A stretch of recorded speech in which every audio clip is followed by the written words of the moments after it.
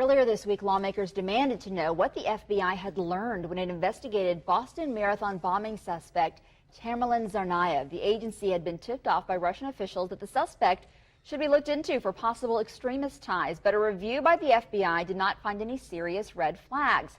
Tamerlan Tsarnaev was killed more than a week ago in that shootout with police. His younger brother and alleged accomplice, Dzhokhar Tsarnaev, is being held in a prison hospital. So here to help us understand how the FBI conducts its investigations, we're joined by KTRK security analyst Jim Conway. He is a former FBI special agent. Jim, thanks for coming in again this morning. Pleasure to be here. And a lot of people are asking questions focusing on the FBI's methods, but the methods for investigation are governed by congressional law. By law, yeah. We are a nation. We are still a nation of laws, and without getting into the details too much, the FBI has limits on what kind of an investigation or the breadth and the depth of that investigation based on simply a referral.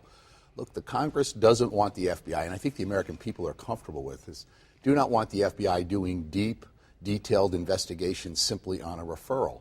So there's a limitation on the breadth and the depth and the time on that investigation. And understand the FBI gets literally thousands of these every year. And let's talk about Russia's cooperation in all of this, because this was done by the request of the Russian government, but how much they give the FBI to go on makes a difference. Sure. We get a lot of these referrals. The FBI asked the Russian government, through our Legat office in Moscow, asked the FBI to take a look at this, and the FBI did basically a scrub on it. They take a look at his contacts, they interview him, they do a basic investigation, sent that information back to the Russians with some additional questions in order to do more, and apparently didn't get anything else back.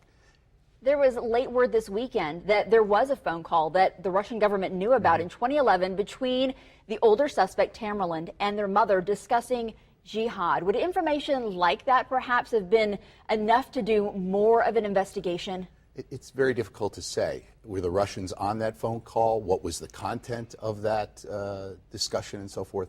Interestingly enough, Tamerlan was over in Russia for about a 6-month period. That's been a big question and a big hole in the investigation, and they'll drill down and determine what actually went on there. But what did the Russians do during that period of time? What steps did they take to neutralize any kind of activity, and why did they not then come back to the FBI with additional information, raising additional red flags? So there's a lot of questions, but I think a lot of the criticism is unfounded. You've got to understand there are literally thousands of these every year that the FBI looks at a limited basis. If they find something derogatory and something more serious, they open a full investigation. We have a little time left for this last question. A recent development this week, too, the decision to give the younger brother remaining his Miranda rights. How does that change how much information we might be able to get from him? Yeah, I don't think that's a big game changer. The media has been making a big thing of that. That happened in the Detroit bombing case. Abdulmutallab was read his rights almost immediately.